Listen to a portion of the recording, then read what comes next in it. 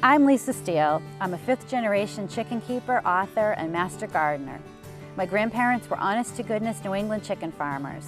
I grew up across the street from their farm and raised chickens as a kid. Then I headed off to college and a career on Wall Street, thinking my days as a farm girl were over. After almost a decade of living the glamorous life in Manhattan, I found myself married and living on a small Harvey farm in Virginia. And guess what? We started raising chickens. Last summer, we packed up the flock and headed to Maine, where I raised them the old-fashioned way, the way my grandparents did, with a few modern tricks and tips of my own. Sometimes you just can't escape your destiny. When we first started raising chickens, I knew I wanted to do it naturally, without any antibiotics or chemicals, the way my grandparents did. After all, we eat their eggs. That means I spend a lot of time with my girls, they all have names, and I watch them so I know what's normal and not normal, and I can head off any potential problems before they become bigger problems. I started sharing my advice and tips on Facebook and found that there were lots of other people just as interested in raising their chickens naturally as I was. So now I'm excited to bring my Facebook page, Fresh Eggs Daily, to life. Enjoy the show.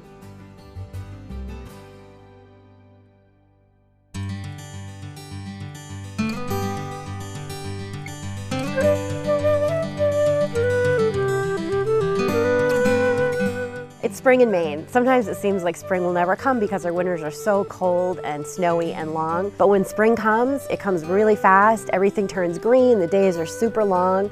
It's getting light so early now, I barely have time to finish my coffee before the chickens want to be let out. But I'm going to finish this cup and then head down to the coop.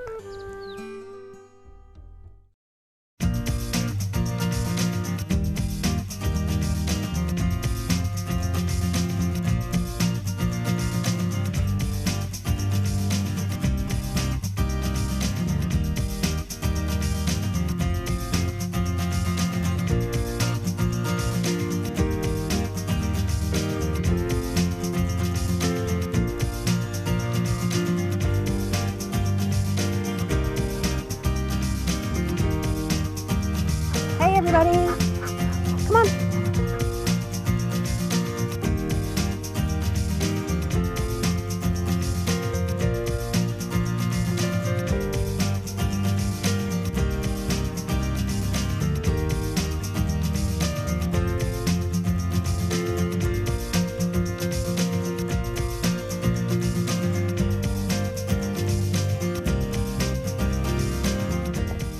I collected so many eggs, I think I'm going to call some friends and have them come over for Eggs Benedict.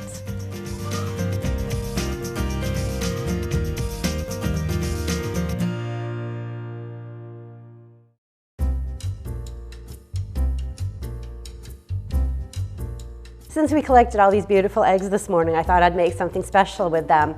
In the spring, we have so many eggs that we just eat eggs constantly, and I'm always looking for new recipes.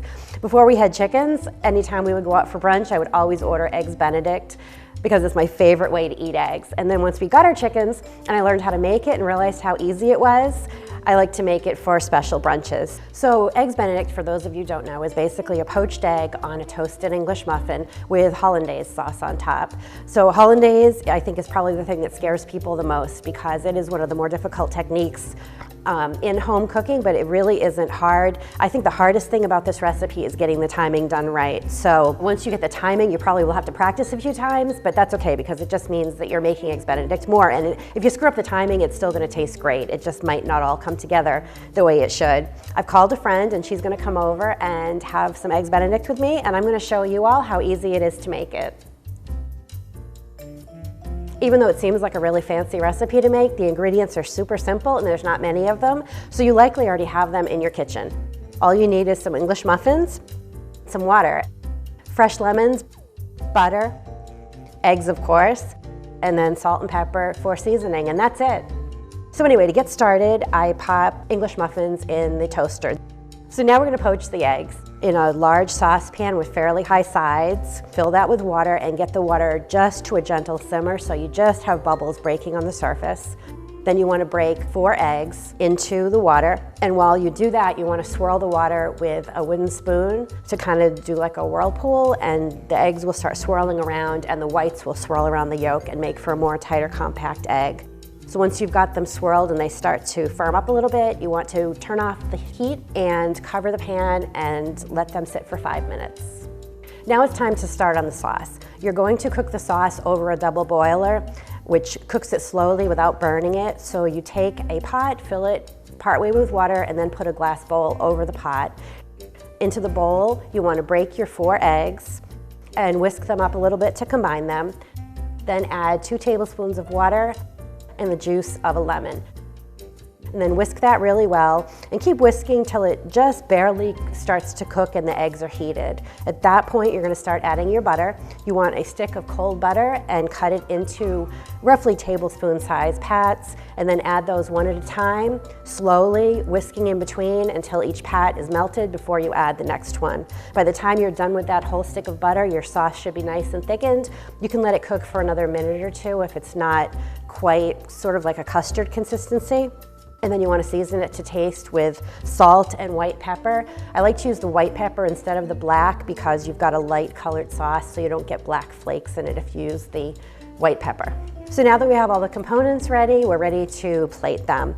You want to put an English muffin on each plate, put an egg on top, and then ladle some sauce over each egg. Then I like to grate a little bit of fresh lemon zest onto each plate just for a little bit of added lemon flavor. And that's it, that's Eggs Benedict. It's really not difficult and it's so delicious. If you've never tried it, I suggest you try making some with your fresh eggs. And I think I hear the doorbell, so my guest is here. Perfect timing.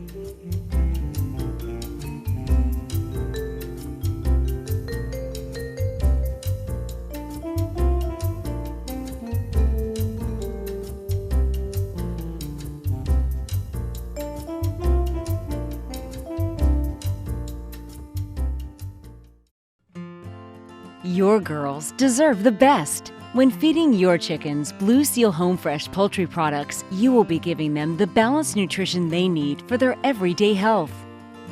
You can be fully confident that Blue Seal products not only contribute to their nutrient-rich eggs, but also to the pretty sheen on their feathers. Visit their website, blueseal.com, or your local Blue Seal retailer to learn more. Brinsey's Maxi 2 Advance is extremely easy to use, making it ideal for beginners. Just program the incubation length for your breed and the Maxi 2 does the rest. The Maxi 2 will hold the correct temperature, turn the eggs, and even display a countdown each day to tell you when your eggs are due to hatch. All you need to do is top up occasionally with water using the new external water top-up. We also offer a smaller Mini 2 Advance which has all the same features, holding only 7 eggs rather than 14. Visit us online to learn more. Sarah Sage Herbs Green Goo is my go-to antiseptic ointment on the farm. I love that we can use it on our chickens, ducks, dogs, and I even use it on myself.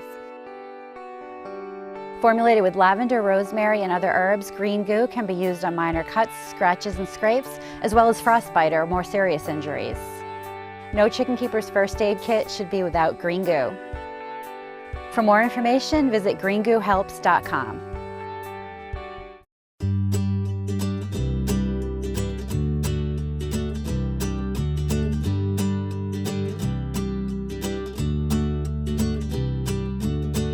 I'm not a big fan of commercial fertilizers in the garden. I don't actually use fertilizer because I use the straw and chicken manure from the chicken coop in our garden, which is about the best fertilizer that you could use anyway. But if you don't happen to have chickens or you don't want to use, some people don't want to use animal manure in their garden or whatever, there are companies that make natural organic fertilizers. This one, in fact, actually has feather meal and bone meal in it, which are 2 ingredients that are pretty common in natural fertilizers. But if you've got chickens, you've got your own chicken feathers. So like during the molting season, when your chickens are losing their feathers, collect them, toss them in your garden. They'll decompose and they'll add some really good nutrients to your garden. Coffee grinds are probably one of the best overall fertilizers for the garden. They add all of the elements that you need. If your chickens are in the garden though, you don't want them eating the coffee grounds, so you want to turn those under before you let your chickens in the garden. You can save your own coffee grinds, or you can go to a Starbucks or Dunkin' Donuts and a lot of times ask them to save coffee grinds for you and they'll give you bagfuls of them. Here in Maine, we have lots of lobster shells, so you can add lobster shells to your garden. They will actually break down in the sun and get really brittle and get incorporated into the soil. Lobster shells add really good nitrogen to the garden, as do the chicken feathers. Eggshells also will add calcium to your garden soil. Plants like tomatoes, cucumbers, peppers really love extra calcium in the garden, so you can crush the eggshells and add those to your garden soil. So just adding some natural ingredients to your garden soil, turning it all in, you've got your own natural, safe garden fertilizers.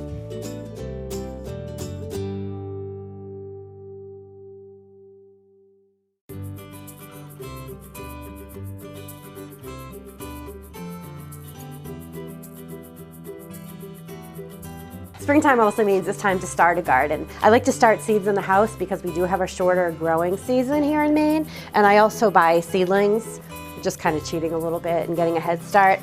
But I do like to start seeds. You can use these seed starting cups, which are really good because once you plant them, then they just disintegrate into the soil. Or you can do something which is kind of fun to do with kids especially, is you can make eggshell seed starting cups. I use duck eggs, they're a little bit bigger, or you can use your chicken eggs. And basically, all you want to do is you take your egg and with a knife, you just want to kind of knock the top off carefully. And then I pull out the membrane. So you're left with like a little cup. And then I just use a needle to poke a little drain hole in the bottom, like that. And you've got your little seed starting cup. Then all you need to do is put some potting soil. You don't want to use regular dirt because it's really heavy and it's hard for the seeds to get started, but put a little bit of potting soil in to each of your cups, and then plant 2 or 3 seeds in each cup. Then you want to keep them watered. You can put a piece of plastic wrap over them and put them in your windowsill.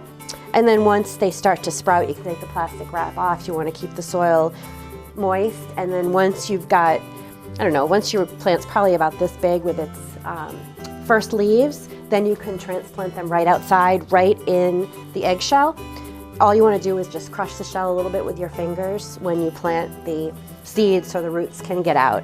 But the eggshell adds calcium to the soil, which is really beneficial for your calcium-loving plants, your eggplants, your tomatoes, your peppers. All of those crops really love calcium, so it's beneficial to plant those seeds in your eggshell cups, but really anything. I mean, I've planted cucumbers, sunflower seeds, so the eggshell cups are kind of a fun little thing to do, or you know, you can just use the traditional seed starter cups. But anyway, I'm going to plant the seeds a little bit later, but right now I want to get these seedlings into the ground before it rains.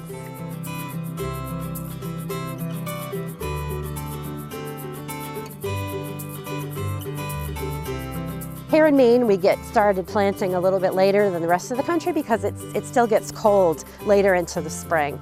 So we're still getting temperatures down into the high 30s at night. So I've held off planting anything that's a little bit sensitive to the cold. But a couple weeks ago, I did get in my radishes, carrots, beets, peas, and beans, and they're all doing really well. So I need to thin them out a little bit. And I also want to get these seedlings planted that I bought at the nursery. I've got cucumbers, peppers, and tomatoes. This time of year, I don't let the chickens help me in the garden. Before I plant anything, I let them in, and they love to turn over the soil and eat any bugs they find. They really help prepare the garden for spring planting, but once you've planted anything, you really don't want them in the garden eating your seedlings. Anything that I do thin out today, I'll give them to eat. They really love eating the little microgreens that you thin, but no chickens in the garden this time.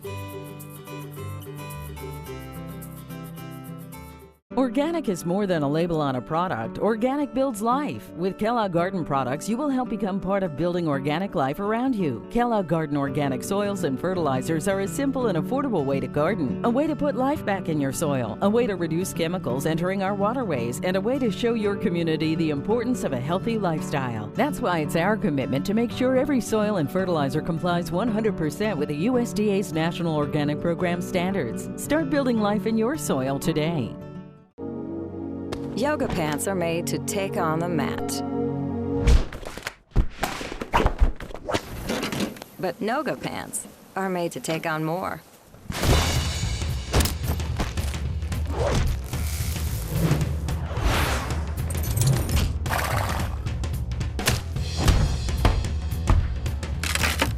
Duluth Trading Noga pants take on more than the mat.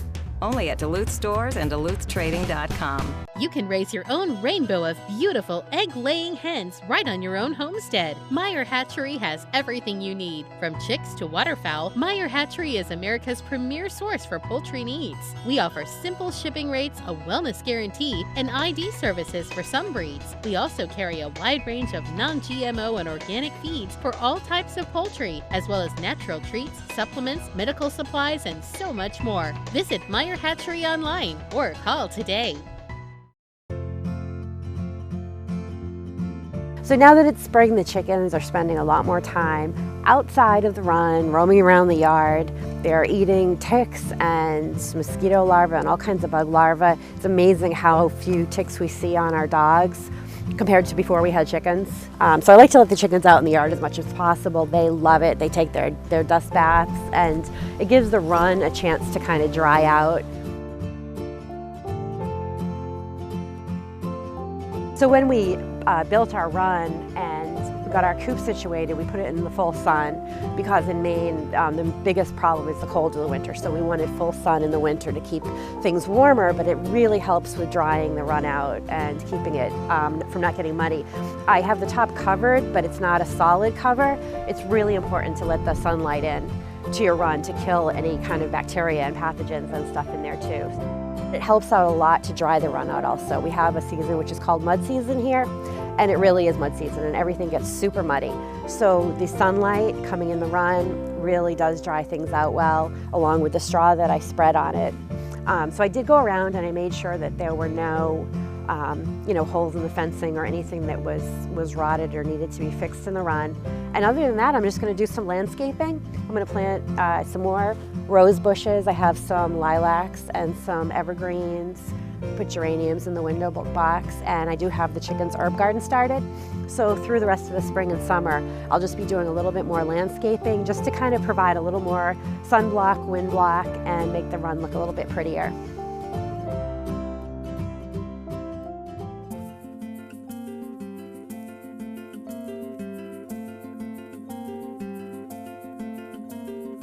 Letting your chickens out to roam your lawn a little bit once the weather gets nice is a really great idea. I like to do it if we're out washing the car or gardening or mowing the lawn or whatever, so we can watch them. Let the chickens have some time to stretch their legs. They're also great at eating bugs and bug larvae. They'll eat weeds, they'll nibble on your lawn a little bit.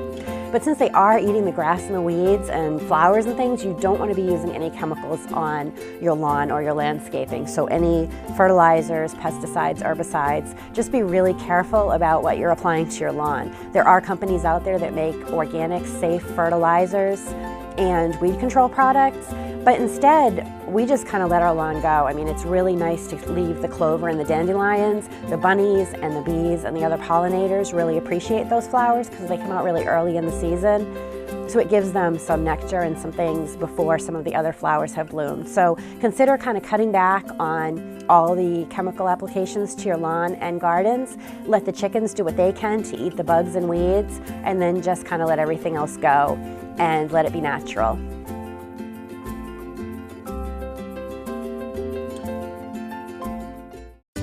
I use white vinegar to clean my coop. You don't want to use bleach because the bleach can mix with the ammonia in chicken manure and cause toxic fumes. So white vinegar is a much better option for coop cleaning. I like to kind of mix it up a little bit and add some fresh herbs to the vinegar. So things like mint. Mint is a perennial and it comes up real early in the spring, so we already have that in our garden. And same with lavender.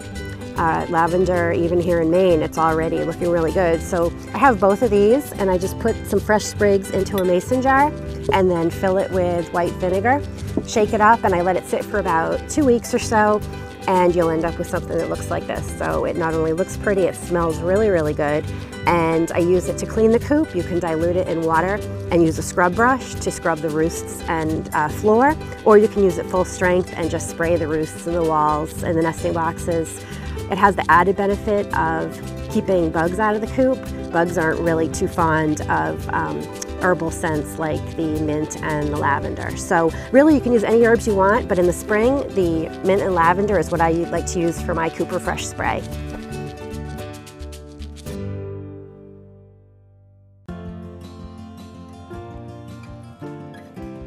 Now that it's spring, I like to give the coop a nice deep cleaning. So that means that I rake and shovel out all of the old straw. I don't put that on the garden like I do in the fall, because now I've got things planted, and you don't want to put coop litter and chicken manure that's that fresh, because the nitrogen can burn your plants, and you have to worry about things like E. coli in the manure. So I compost that. I'll use it in the fall on the garden to mulch over the winter. But once I've got all the litter out, I like to scrub the floor and roosts down with my vinegar cleaner. I also clean out the nesting boxes. I like to put all new chopped straw in them, some herbs, just kind of get everything all ready for spring and for egg laying. I sometimes paint. I'll touch up the paint on the roosts and nesting boxes, you know, just kind of do a nice spring cleaning and freshen everything up and get everything looking good for spring and summer. So I really like using chopped straw in the nesting boxes. I use the regular straw on the floor of the coop, but the chopped straw is smaller pieces. It's a little bit dustier, so I don't like to use it on the floor of the coop. But for the nesting boxes, it just makes a really nice, soft nesting material. And I think it cushions the eggs really well. I sprinkle some herbs. You can use fresh if you have them in the summer. It's lavender, chamomile, rose petals, marigolds. Helps to relax your chickens, and also helps keep bugs out, especially if you have a chicken sitting on eggs. You don't want mites or lice or anything in the box. I just think it helps the chickens feel more relaxed in the nest.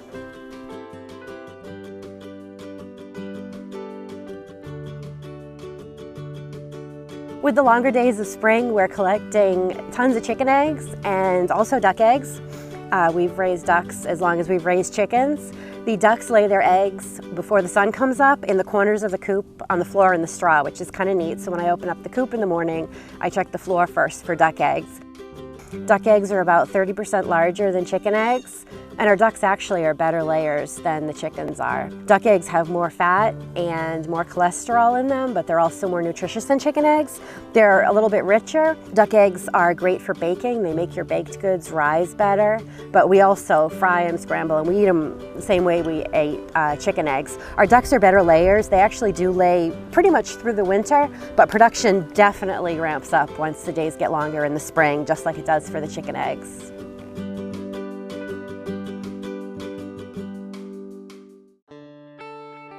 Sarah Sage Herbs Green Goo is my go-to antiseptic ointment on the farm. I love that we can use it on our chickens, ducks, dogs, and I even use it on myself. Formulated with lavender, rosemary, and other herbs, Green Goo can be used on minor cuts, scratches, and scrapes, as well as frostbite or more serious injuries. No chicken keeper's first aid kit should be without Green Goo. For more information, visit greengoohelps.com. With the Ovascope Egg Scope, you can watch the live embryo develop inside the egg.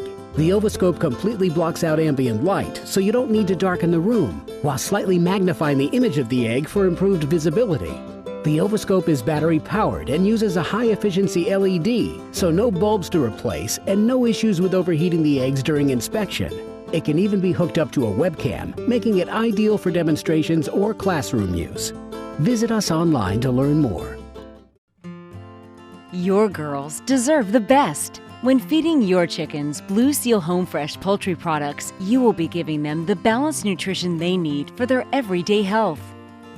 You can be fully confident that Blue Seal products not only contribute to their nutrient-rich eggs, but also to the pretty sheen on their feathers. Visit their website, blueseal.com, or your local Blue Seal retailer to learn more.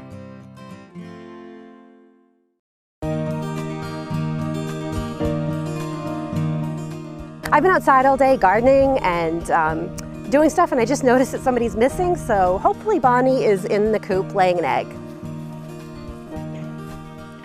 And here's Bonnie, and she's actually not laying an egg. Bonnie is broody. You can tell she's all puffed up here. When a hen goes broody, it means they want to sit on eggs to hatch them. So it doesn't matter if you have any eggs under her or if the eggs are fertile or not. They'll sit on eggs, they'll sit on nothing, they'll sit on golf balls. But if you look, she's actually pulled all the feathers out of her breast.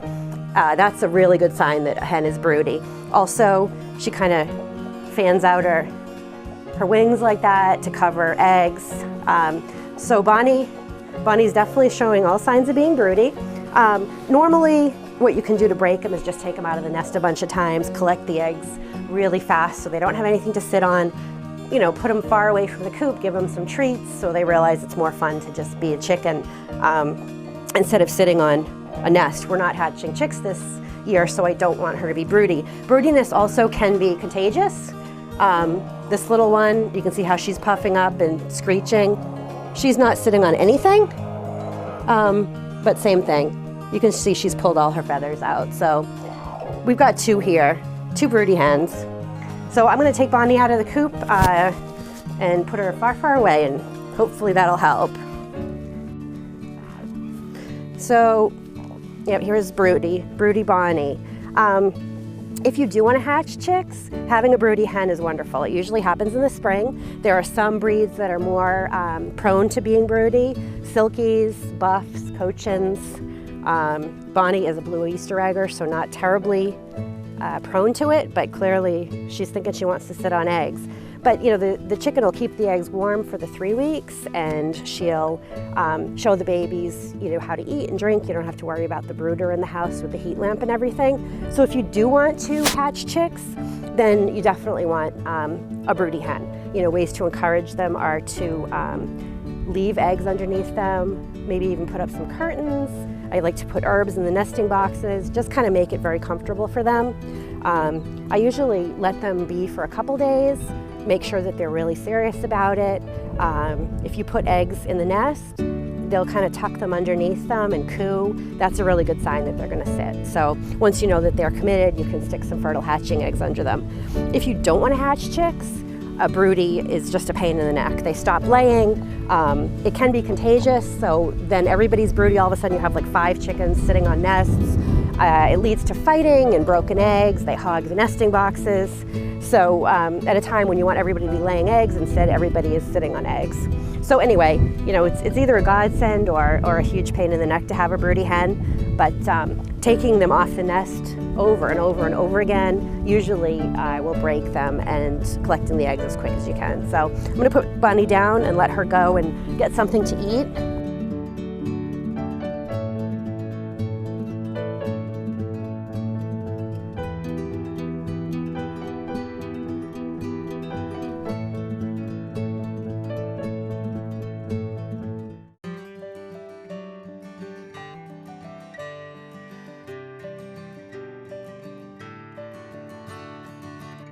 So before I go, I want to leave you with one last tip.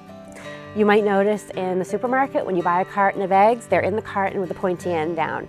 Each egg has a sort of rounded end and a pointy end. So in the rounded end of the egg is an air sac, and as the egg ages, air gets in through the pores and the air sac gets larger and larger. Bacteria can also get in through those pores. The white of the egg is not really an environment that's conducive to bacteria growing, but the yolk is. So by keeping the egg with a pointy end down, your egg yolk, which is always centered in the egg, is protected from the bacteria in the air sac. If you store your egg with the pointy end up, your air sac is going to naturally rise because air is lighter than the egg white, and there's a chance that the bacteria in the air sac could infect the egg yolk. So store your eggs pointy end down in cartons or in a bowl in your refrigerator, just like they do in the supermarket.